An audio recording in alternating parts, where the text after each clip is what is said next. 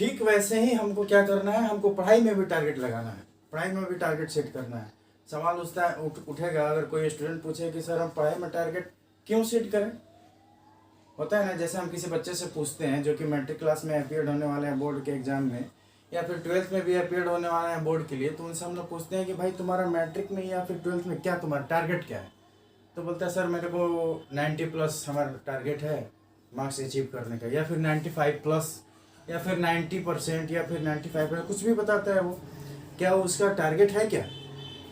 जब बच्चे एग्जामिनेशन के बाद में जब एक अच्छे मार्क्स लाते हैं, अच्छे परसेंटेज लाते हैं, तो मीडिया उनसे सवाल करती है, और सवाल में वो सारे बच्चे बताते हैं मुझे IAS बनना है, IPS बनना है, इंजीनियर बनना है, डॉक्टर बनना है, पायलट बनना है, सेना में कमीशन प्राप्त करना है, कुछ भी।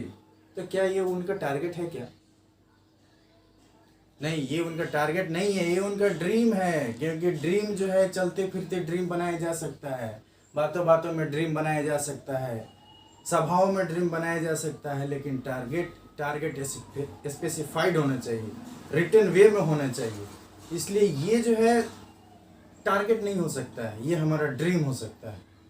जैसे सपोज मुझे पटना से मुंबई जाना है, तो पटना से मुंबई का डिस्टेंस कितना है, 1800 किलोमीटर होगा।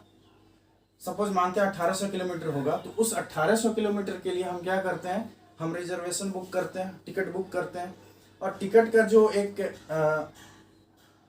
टिकट जिसपे रिजर्वेशन एक टिकट होता है, उस टिकट में हमारा हर एक चीज़ मेंशन होता है। जैसे डिस्टेंस कितना, 1800 किलोमीटर, जाएगा जिस व्यक्ति का नाम रहेगा, जेंडर मेल फीमेल वो रहेगा, उम्र लिखा रहेगा, कोच भी स्पेसिफाइड होगा, ट्रेन नंबर स्पेसिफाइड होगा, जर्नी डेट स्पेसिफाइड होगा, जाने का समय स्पेसिफाइड होगा और पहुंचने का समय स्पेसिफाइड होगा, बर्थ नंबर स्पेसिफाइड होगा।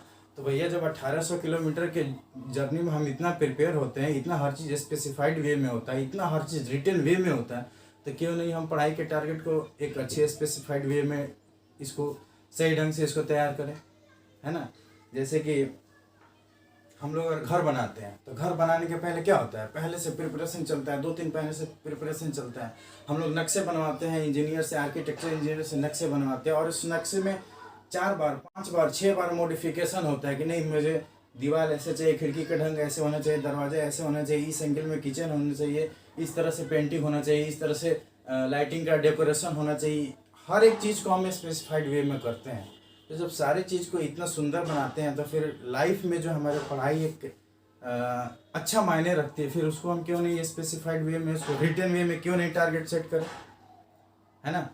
तो अब स्टूडेंट अगर बोलेंगे कि सर टारगेट सेट, पहले तो हो गया कि क्यों करें, अब दूसरा सवाल आता है कि टारगेट सेट कैसे करना है। जैसे क्या होता है, कैसे का मतलब ये हो गया कि स्टूडेंट को पढ़ाई एक रूटीन के हिसाब से बनाना होगा, यानी एक शेड्यूल के हिसाब से चलना होगा, उनको पढ़ाई उस तरह से करना होगा, यानी कि हर एक चीज़ स्पेसिफाइड होना चाहिए, है ना। जैसे कि क्या होता है, Monday Tuesday Wednesday Thursday Friday और सैटरडे, तो सुबह से हमको कितने टाइम में कौन सा सब्जेक्ट पढ़ना है वो सारा चीज़ मेंशन होना चाहिए। इतना से इतना बजे तक ये सब्जेक्ट, इतना से इतना टाइम में फलाना सब्जेक्ट। और अगर आपको प्लेइंग भी करना है, गेम भी खेलना है, वो भी उसमें मेंशन करिए कि हमारा ये जो रूटीन है इसमें इतना से इतना बजे तक गेम का है, इतना से इतना बजे तक हमें थोड़ा आराम करना है, रिलैक्स करना है ना। तो ये सारा चीज़ को स्पेसिफिकेशन मोड में, यानी स्पेसिफाइड मोड में, यानी रिटन मोड में हर एक चीज़ को सही ढंग से लिखना होगा। तो जैसे अब रहा सवाल कि मंडे से लेकर सैटरडे तक का तो हमारा सारा रूटीन हो गया, संडे को क्या करना है, संडे को पढ़ाई नहीं करना है, नहीं पढ़ाई करना है, लेकिन करना क्या है, ये जो मंडे से लेकर सैटरडे तक का जो भी हमने पढ़ाई किया है, उसमें से 2-3 सब्जेक्ट उठाना है। और 2-3 सब्जेक्ट में से क्या करना है कि जो पहले हमने एक सप्ताह में जो चैप्टर पढ़े हैं, 6 दिन में जो चैप्टर पढ़े हैं, उनमें जो जो टॉपिक है, उन टॉपिक को एक पेपर पे नोट डाउन कर लेना है, जैसे एक क्वेश्चन पेपर। फिर बुक बंद करना है, फिर वो हमने जो नोट डाउन किया हुआ है टॉपिक, उसका सारा आंसर लिख देना है। होता क्या है कि जब हम बुक्स ओपन करते हैं तो हमें लगता है ये तो पढ़ा है, ये तो पढ़ा है, ये तो आता है, ये तो मुझे आता है, ये तो आता है। जब एग्ज़ाम की बारी आती है तो लगता है अरे इसमें तो इतना तो बहुत ही कम हो रहा है, इसमें और भी कुछ होते हैं। तो इसलिए पहले से संडे को सिर्फ अपने आप को एग्ज़ाम लेना है कि हम कहाँ तक एक सप्ताह में हम कहाँ तक पहुँचे। अगर किसी एक सब्जेक्ट में अगर हम पीछे पड़ जाते हैं तो उस रूटीन को उस हिसाब से आपको एडिट भी करना होगा। और एडिट करने का मतलब क्या हुआ कि जैसे अगर 2 घंटे, अगर 1 घंटे हमने रखा है कि मैथ्स मुझे 1 घंटा पढ़ना है, लेकिन मैथ में हम थोड़ा कमज़ोर हो रहा है तो मैथ्स को बढ़ा के 2 घंटे करना है, लेकिन लगातार नहीं करना, थोड़ा सा गैप देकर दूसरे आवर्स में उसको दूसरे टाइम में उसको कवर करना है। तो ठीक वैसे ही जैसे हम जर्नी जो सफ़र पूरा करते हैं उसके लिए हमारा एक टारगेट सेट होना चाहिए, सेट करते भी हैं और 2-3 महीने पहले से हम प्रिपरेशन करते हैं, हमें कौन सा ट्रेन में जाना है, कौन सा ट्रेन मेरे लिए सूटेबल होगा, कौन सा टाइमिंग में यहाँ से खुलेगी मेरे लिए सूटेबल होगा, कौन सा टाइमिंग में वहाँ पहुँचेगी जो मेरे लिए सूटेबल होगा, है ना। तो सारे चीज़ को क्या करते हैं, हम एक रोड मैप तैयार करते हैं ना, तो ठीक वैसे ही रूटीन शेड्यूल जो होगा पढ़ाई का वो एकदम रोड मैप की तरह एकदम होगा। जैसे कि बिना रोड मैप के हम ना तो घर बना सकते हैं और ना बिना रोड मैप के कोई भी सिस्टमेटिक वे में काम नहीं कर सकते हैं। ठीक वैसे ही पढ़ाई भी एक सिस्टमेटिक वे में करना होगा, एक रोड मैप के हिसाब से करना होगा, एक रूटीन और शेड्यूल के हिसाब से करना होगा। इसलिए टारगेट फिक्स करना जरूरी है और किस ढंग से जरूरी है ये तो मैंने बता दिया। अब आते हैं दूसरा टॉपिक।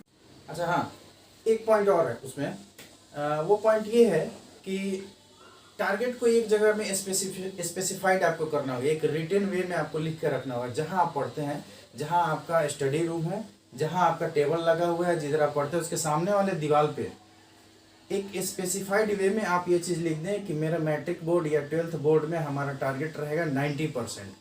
यानी कि हमारा सुबह जगने से लेकर रात को सोने तक बार बार हम उसको देखेंगे तो बार बार मुझे ये याद दिलाएगा कि हमें किस तरह से एक स्पेसिफाइड वे में और एक रूट मैप के हिसाब से हमको पढ़ाई करना होगा ताकि हम टारगेट को अचीव कर लें।